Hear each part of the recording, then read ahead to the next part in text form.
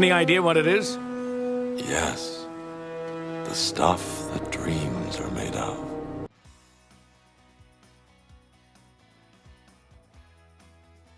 Number 20, Riddler's Reform. Edward Nygma always has a chip on his shoulder, and in Riddler's Reform, he's determined to prove his worth. Up to your old tricks already, huh, Nygma? Whatever are you talking about, Batman? After getting released from Arkham Asylum, he quickly gets back to his old Riddler antics and sets up numerous elaborate traps for the dynamic duel. It's an episode that not only puts Batman and Robin through the ringer, but also perfectly encapsulates who Riddler is. He's not some average crook in it for the money. He's doing what he does because he wants to show the world that he's the smartest person in the room. Unfortunately, it's also that egotistical way of thinking that thwarts him in the end. Sorry, Nygma, you might be smart, but Batman is one riddle even you can't crack. How did he do it? I have to know! Somebody tell me! It's not fair! Number 19, Old Wounds. We all love Batman, but he's not exactly a perfect person. In Old Wounds, it gets pretty hard to look past the holes in his armor. You sound just like Batman. I'm nothing like him. Yeah, right. The mask, the attitude, the long underwear. Drop it. The episode sees the new Robin, Tim Drake, run into the original Robin, Dick Grayson. Dick, now operating as Nightwing, spills the beans on why he left. Flashbacks reveal Batman intimidating a criminal in front of his wife and kid. Later, Dick learns that his girlfriend Barbara is Batgirl, and that Bruce knew about it. You think you did. You don't know him like I do. He manipulates, pulls strings, anything to get what he wants. Batman's extreme methods, plus the clear lack of trust, are finally enough for Dick to quit. Old Wounds is iconic not just for showing the flaws of Batman's ways, but also for establishing how Dick became his own hero. Number 18, Legends of the Dark Knight. What do kids think Batman is? In Legends of the Dark Knight, we get to see various distinct perspectives on the Caped Crusader. I love Batman. All those muscles, the tight rubber armor, and that flashy car. I heard it can drive up walls. Yeah, sure, Joel. These include versions where he's a slapstick superhero from the 60s, all the way to a version straight from the Frank Miller's The Dark Knight Returns. Eventually, the kids we follow in this episode get to see Batman for real as he fights Firefly. Though the stories shown may be different in both art style and tone, they're all still widely entertaining regardless. This is a great episode that pays homage to other Batman depictions while examining how Gothamites view his impact. See? He was just like I said. What are you talking about? Did you see the way he fought? Yeah, but he also had that phone thing. Number 17, Harley and Ivy. One of DC's most iconic friendships turned romances got its start in this series. In Harley and Ivy, the gals spend an iconic night out on the town. Oh, and what are you gonna do? Spank us? That's right, pigs. And here's the paddle. Their antics include robbing the Peregrinators Club and committing other crimes that make them Gotham's newest crime queens. In addition to marking the first time these ladies met, the episode also does an insightful job examining Harley and her problematic relationship with the Joker. Why do you put up with that clown? Don't get me wrong, my pudding's a little rough sometimes, but he loves me, really. If you think about it, this episode helped plant the seeds for Harley's eventual emancipation. Number 16, POV. In POV, various GCPD officers provide testimony about what happened following an operation that went bad. You saw the Batman too? Come on, Harvey. Batman's fault? Then whose fault is it, officer? I don't know, but I'm sure it wasn't Batman. But the stories that Bullock, Wilkes, and Montoya provide don't exactly add up. Aside from giving us a glimpse into the lives of the GCPD officers, we see Renee Montoya later team up with Batman to stop the bad guys. There's no debate that this show was always Batman-centric. Yet, the willingness to occasionally shine a spotlight on the lesser-known characters helped make the city of Gotham feel that much more fleshed out. Since everyone gives their own side of the story, you don't know who or what to trust at first, making the story all the more exciting. This farce has gone far enough, Hackle. We've nailed the suspects and recovered our money. The investigation is closed. Number 15, I Am the Knight. This episode is legendary for its introspective look at the Dark Knight. When Commissioner Gordon gets injured on the anniversary of the Wayne's murder, Batman starts to doubt himself. I've put out a few fires, yes. Won a few battles. But the war goes on, Alfred. On and on. The show was always amazing with how it captured the tortured soul that was Batman, and this had to be one of the best episodes at doing that. Watching Batman feel so helpless and ineffective is intense, but it's those moments of self-doubt that make his moment of triumph when he later saves Gordon from being attacked in his hospital room that much more special. Point is, Batman does work. Gotta keep fighting, never stop. What I try to live by. Maybe if I'd been younger, could have been like you. Number 14, Trial. In Trial, Batman faces the music. When new DA Janet Van Dorn begins openly criticizing Batman and blaming him for crime, his rogues hatch a plan. They capture Batman and put him through their own trial. But to make things more interesting, they force Janet to defend him. This is insane. Me defending you? As far as I'm concerned, you belong in here with them. Trial hits the mark in pretty much every way. It has silly moments with the rogues and poses questions about the ethics and efficiency of Batman. It even examines whether he's responsible for the creation of these villains. Whether you want to see Batman be criticized or just want to see villains teaming up in truly inventive ways, this episode has something for everyone. I see now there's a need for the things you do. But I'm still going to work toward a city that doesn't need Batman. Me too. Number 13, Feet of Clay. Feet of Clay is a tragic two-parter that introduced Matt Hagen, a troubled actor who would become arguably the most popular version of Clayface today. You can't go on like this, Matt. You hurt all the time now. You're just my stand-in, Lupus. Nobody promoted you to nursemaid. When Hagen is left disfigured after a bad car wreck, he goes to desperate lengths to try to repair his image. This leads him to getting hooked on Renew You. It happens to be a volatile cosmetic cream that eventually transforms him into the hideous Clayface. Feet of Clay is a masterpiece in how it depicts Hagen's tragic transformation into Clayface. It's raw, emotional, and at times it even feels like it leans into a body horror genre to evoke extra chills. This is an episode that was molded for greatness. You know what I'd have given for a death scene like this? Too bad I won't get to read the notices. Number 12, The Demon's Quest. Batman was brought out of his element entirely during the gripping 2-episode saga called The Demon Quest. Allow me to introduce myself. I am he who is called Ra's al Ghul. The demon's head. Ra's al Ghul makes a grand entrance to reveal that both his daughter Talia and Batman's sidekick Robin had been kidnapped. The investigation into the kidnappings lead them across the world. There's more than a fair share of twists and turns during this story that'll grab your attention. But the intriguing appearance of Ra's, Talia, and the Lazarus Pits are what makes this such a standout. Plus, we get to see Batman wielding a badass sword. What's not to love about that? Are you man enough to face your better? If you insist. Number 11, The Laughing Fish. All of them. With the Joker's face. Looks just like him. Can't be. Call the police. We were all aware that Joker was big on mayhem and madness, but who knew he was also an entrepreneur? After creating a new breed of fish, which bear his signature smile, Joker seems to be trying to start a business selling these little monstrosities, even going so far as to making his own commercial. Say, Mom, wondering what to feed the family tonight? What'll I feed the family tonight? Arr, try me famous Joker fish. But of course, there's a much more sinister plan afoot. Luckily, Batman's knowledge of undersea life ensures that Gotham doesn't meet a fishy end. The episode also sees Batman channeling his 1960s counterpart as he battles a shark, minus the repellent this time.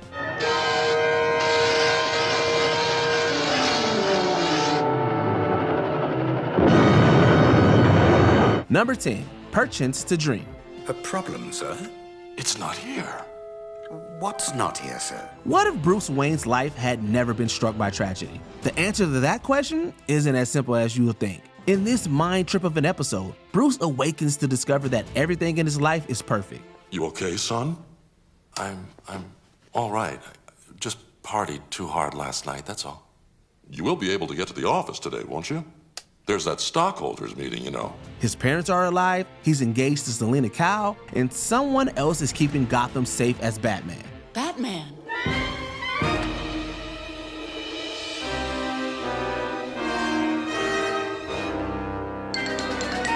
But all is not as it seems. Bruce struggles to accept this personal paradise, resisting this reality and questioning whether it's an illusion or if he's actually going insane. It's not often you see Alice trying to climb her way out of the rabbit hole.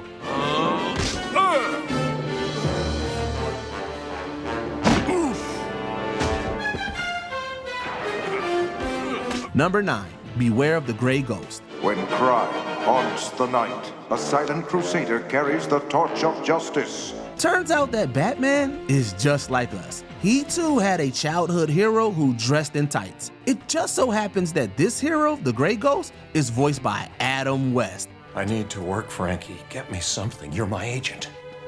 I try, Si. I really do. But they still think of you as the Gray Ghost. Those who remember. I can do other parts. I'm an actor.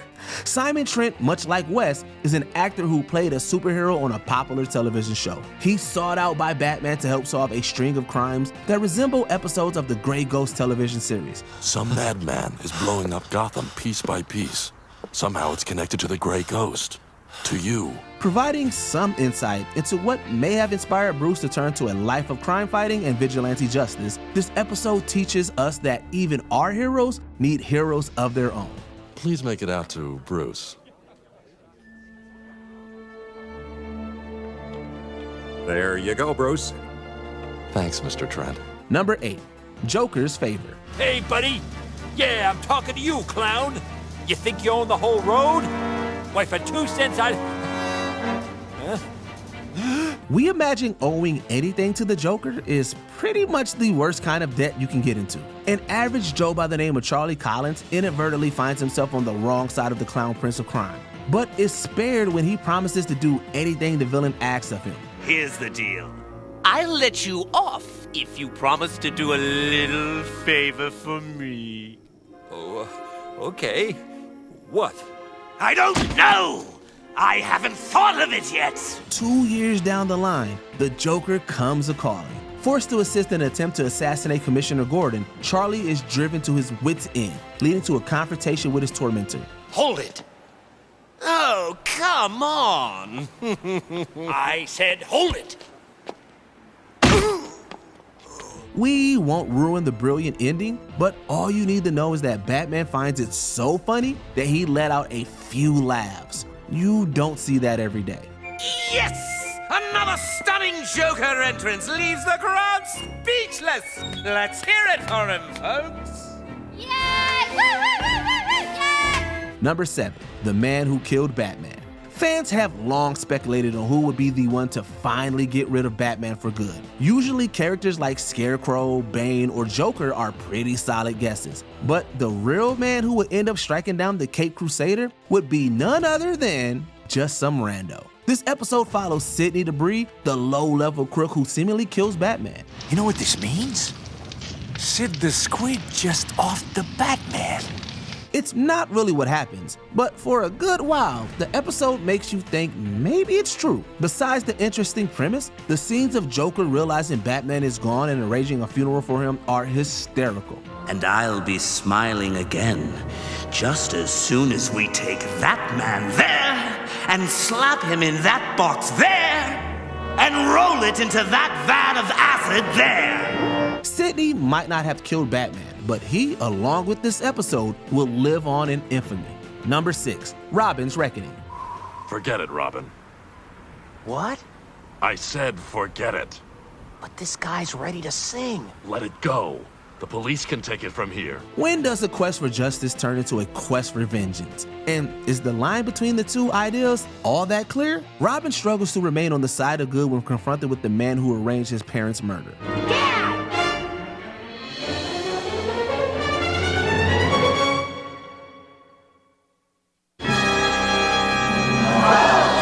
What follows is a moral crisis, not only for Robin, but also for Batman himself. The story of what happened to Robin's parents parallels what happened to Bruce Wayne's folks, leading him to try to shelter his sidekick and help him avoid the road of revenge. You deceived me! You can't take this one! Zuko's mine! Sorry, Robin. But on this team, I call the shots. But I've waited half my life! Batman out. Oh no.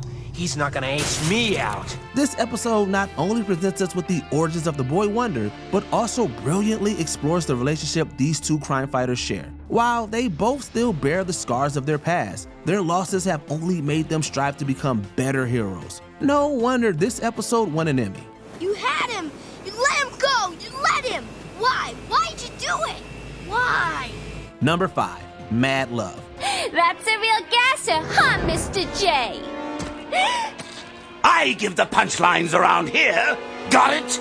Yes, sir. Oh, Harley, why do you stick by this creep? You could do so much better. While showing us the origins of how Harleen Quinzel goes from renowned psychiatrist to the Joker's devout partner in crime, this episode also goes to some pretty dark places as it explores the depths of their abusive relationship. Harley! Hi, Puddin'!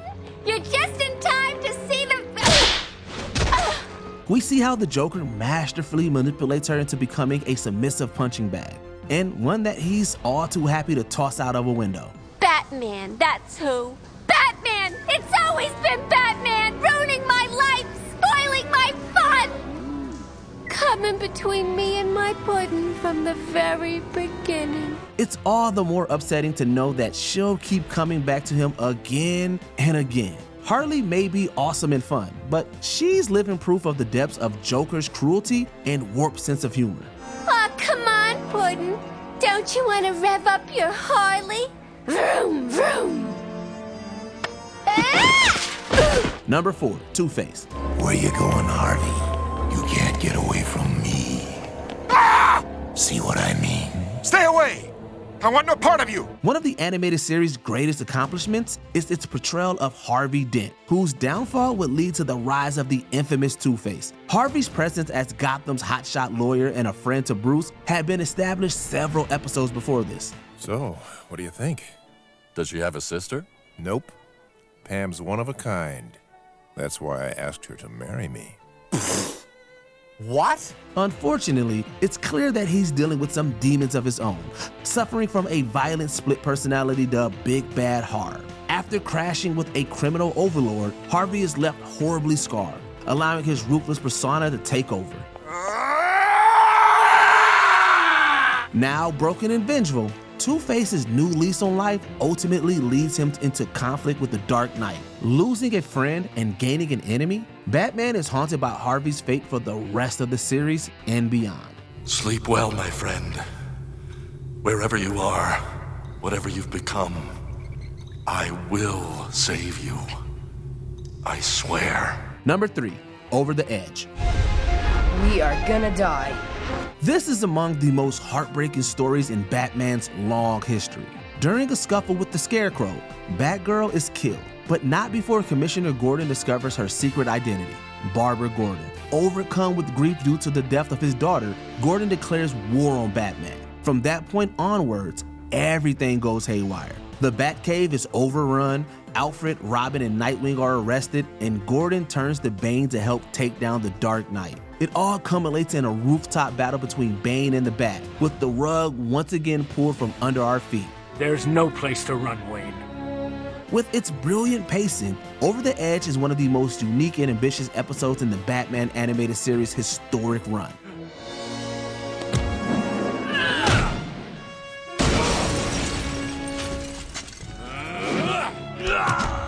Number 2, Heart of Ice. This is how I'll always remember you. Surrounded by winter, forever young, forever beautiful. Continuing the theme of sympathetic villains, enter Mr. Freeze. Only able to survive in sub-zero temperatures, Freeze's burning drive for revenge makes him one of Batman's deadliest and in some cases most relatable enemies. This Freeze-centric episode emphasizes the sometimes hollow nature of Batman's crusade for justice. Nora! Nora! My God. Yes, it would move me to tears if I still had tears to shed. Freeze remains a victim in his own icy hell, trying desperately to cure his cryogenically frozen wife of her fatal affliction, while we're left questioning what it means to be truly good or evil. Think of it, Batman. To never again walk on a summer's day with a hot wind in your face and a warm hand to hold. Oh yes, I'd kill for that. Mr. Freeze was nothing more than a second-rate villain in the comics, but the animated series provided a new origin story and motivation that made him a staple of Batman's rogue gallery. No surprise, this one was another Emmy winner. Sooner or later, all who stand in my way must feel the icy touch of death. Number 1, almost got him. It's obvious our Cape friend suffered some crime-related trauma when he was younger. Perhaps an over-anxious mugger blew off a piece of his face. The premise of this episode is so simple, it's genius. The Joker, Poison Ivy, Two-Face, the Penguin, and Killer Croc reminisce about the time they almost killed the Cape Crusader while playing a game of poker. You'd think one of us would have got him by now. I've come the closest. Are you kidding? I was the one who nearly... Nobody's come closer to snuffing the Batman than me. Not only are each of the stories action-packed and filled with brilliant moments, but the comedy is spot on as well. As is to be expected, the banter is also superb. Each of the villains are on point, and the final twist couldn't be more fitting. Hey, I don't get it. You just knocked out Catwoman and left her? Oh, come on, Crockers. Didn't I say there's more than one way to get someone? We even get a sweet little moment with Catwoman. It seems that not even the Princess of Plunder can snag the world's greatest detective.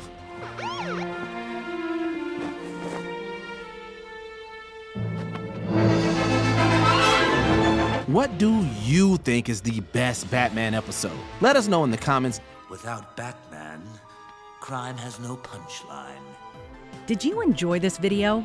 Check out these other clips from WatchMojo, and be sure to subscribe and ring the bell to be notified about our latest videos.